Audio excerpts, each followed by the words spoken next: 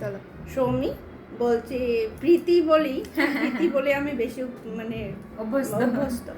তো প্রীতি, তোমাকে মানে তোমার মেকআপটা কতক্ষণ স্টে করেছিল আর সবাই কি বললো, আর তোমার তোমার কেমন লাগছে? আমার তো ভীষণ ভালো লেগেছে, আমি বহুত কান্না করেছি, তারপরেও আমার মেকআপ একটুও গলেনি।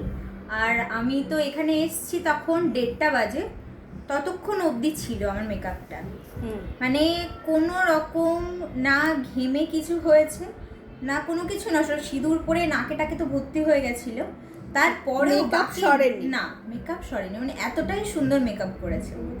আমার তো ভীষণ ভালো বলেছে, আমার শ্বশুর বাড়ি বাপের বাড়ি সবাই বলছে অসাধারণ সাজানো হয়েছে, সবাই ভীষণ খুশি।